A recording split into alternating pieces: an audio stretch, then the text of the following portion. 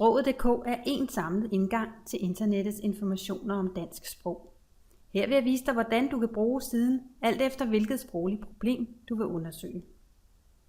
Som der står på forsiden her, kan Sproget.dk bruges til at få svar på spørgsmål om grammatik, stavning, sprogpolitik og mere. Og du kan teste dine sprogkundskaber, lege med sproget, dele sjove smutter med mere. Noget af det, man oftest har brug for, er vel at tjekke stavning af et ord. Og her kan du simpelthen skrive ordet ind i søgefeltet. Jeg kan fx slå ordet paraply op, og resultatet, der kommer ud af det, er søgning i dels flere forskellige ordbøger. Jeg kan se opslag i den danske ordbog, ordbog over det danske sprog og nye ord i dansk. Dels i råd og regler, og se artikler, hvor ordet paraply er fundet. Hvis jeg var usikker på stavemåden, som man jo ofte er, når man tjekker stavningen, er der forskellige hjælpemuligheder, når man slår ordet op. Dels kan søgemaskinen ofte selv regne ud, hvis du staver forkert, og vil som her foreslå den korrekte stavemåde. Dels anvises her under hjælp til søgning, hvordan du kan søge med jokertegn, hvis du kender noget af stavningen.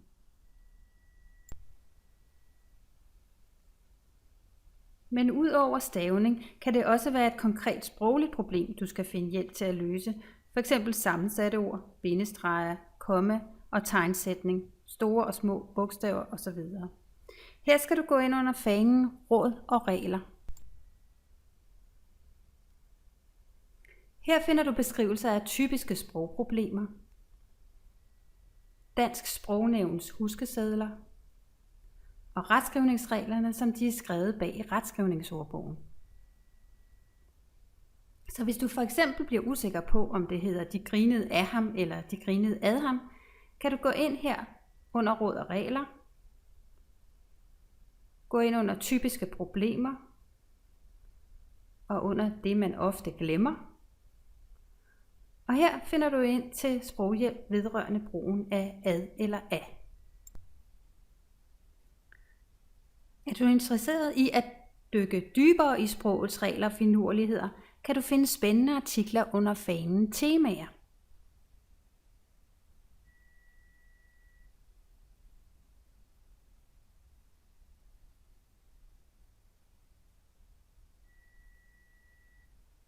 Og du kan blive skarp til sproget på en sjov måde via fanen leg og lær.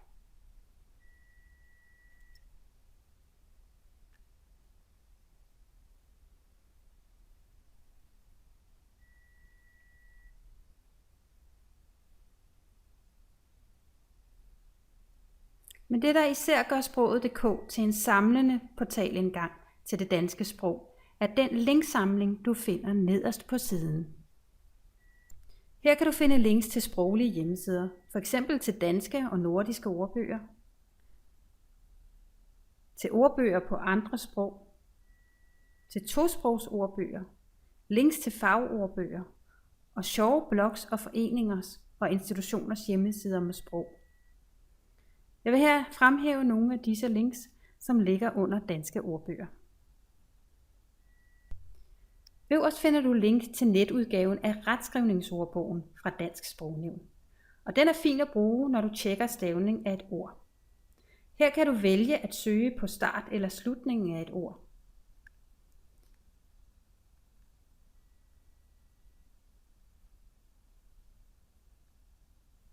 I venstre side har du alle retskrivningsreglerne, artikler fra Sprognævnet om nye ord, sprogpolitik og meget andet. Jeg går tilbage til linklisten over danske ordbøger, hvor du også kan finde portalen ordnet.dk. Ordnet.dk indeholder 3 opslagsværker. Den danske ordbog, ordbog over det danske sprog og corpus.dk. Når det ikke er retstavning, du skal tjekke, men korrekt sprogbrug eller ords betydning, så er Ordnet god at bruge. Her kan du nemlig søge på sætninger eller udtryk, for eksempel åbne op.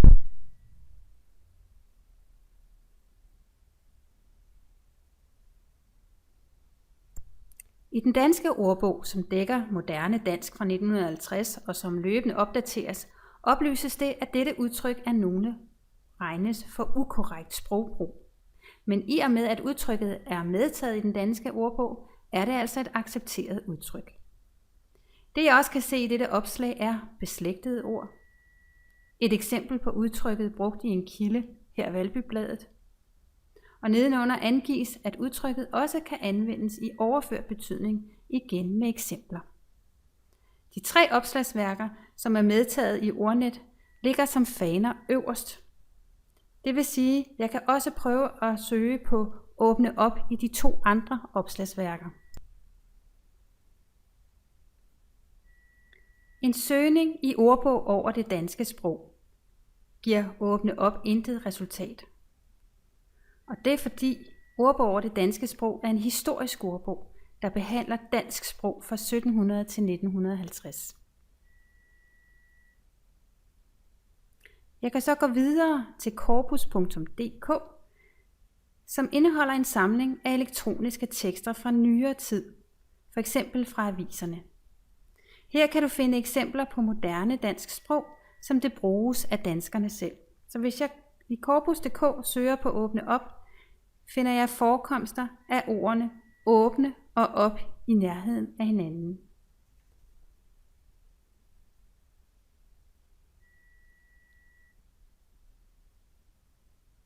Så hvis du kun ønsker forekomsterne for udtrykket åbne op, kan du afgrænse til det præcise udtryk ved at klikke på hyppige mønstre i venstre side af skærmen. Når man klikker på den konkrete sætning, får man et større udpluk af den tekst, som udtrykket er fundet i. Og ude til højre vises, hvor teksten stammer fra. Nu har jeg vist en søgning på et fast udtryk i de 3 opslagsværker i Ordnet, og jeg vil vise endnu en søgning i den danske ordbog, som viser, hvor meget man kan komme bag om det enkelte ord.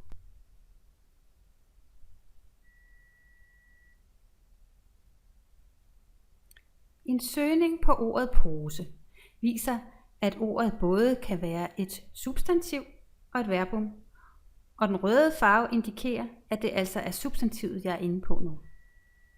Vi kan se, hvordan ordet skal bøjes, hvordan det udtales, og hvorfra ordet stammer. Jeg får vist, at substantivet pose kan have flere forskellige betydninger, og under hver enkelt betydning af ordet får jeg serveret beslægtede ord, og der kan også være synonymer og eventuelt et antonym, altså et ord med modsat betydning.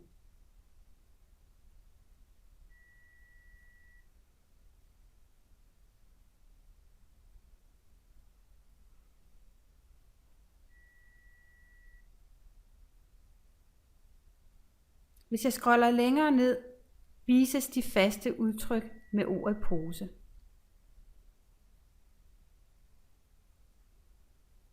Og allernederst under overskriften orddannelser finder jeg afledninger og sammensætninger med ordet pose. Både ord, som starter med pose og ord, som slutter med pose. Det kan for eksempel være smart at bruge, hvis du skal løse kryds og tværs.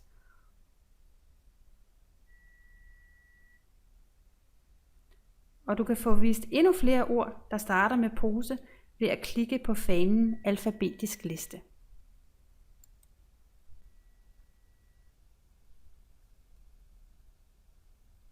Lad os kigge på resultaterne af en søgning på ordet pose i den historiske ordbog over det danske sprog.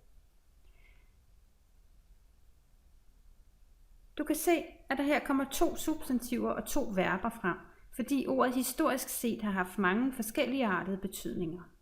Og disse betydninger beskrives meget detaljeret og illustreres ved henvisninger til ældre litteratur. Ordbog over det danske sprog kan f.eks. bruges, hvis du leder efter et gammelt dansk citat og gerne vil vide, hvor det stammer fra.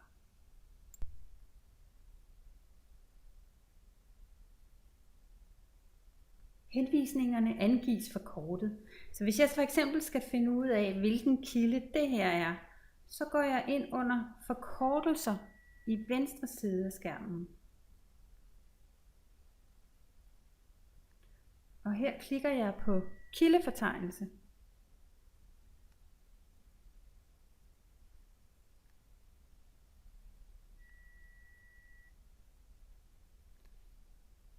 klikker på H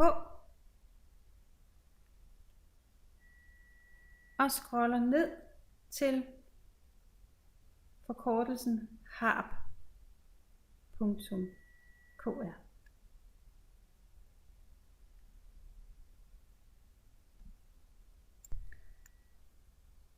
Til slut vil jeg lige vende tilbage til sproget.dk's linksamling, hvor jeg har været inde på danske ordbøger og vist retskrivningsordbogen og ordnet.dk. Der er et enkelt andet opslagsværk, jeg gerne vil fremhæve, nemlig nye ord i dansk. Den supplerer nemlig den danske ordbog, og som titlen antyder, kan du her finde nye ord, som er vidt udbredt, men endnu ikke er optaget i hverken retskrivningsordbogen eller den danske ordbog.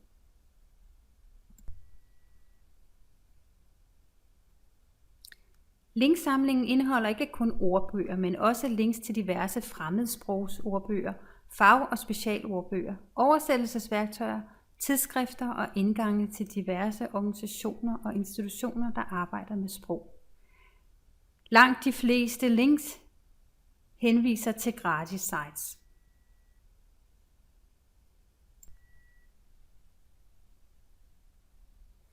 Det var sproget.dk, og her til sidst vil jeg nævne endnu en væsentlig indgang til viden om dansk sprog, nemlig Dansk Sprognævn på dsn.dk.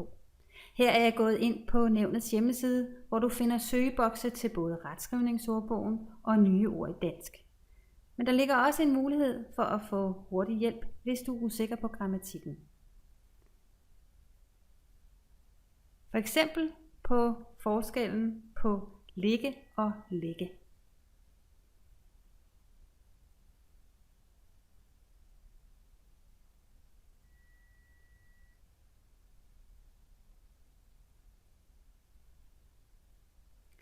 Sproghjælp kan også fås som app til din telefon. Nu skal du være i stand til at tjekke det danske sprog ud på nettet.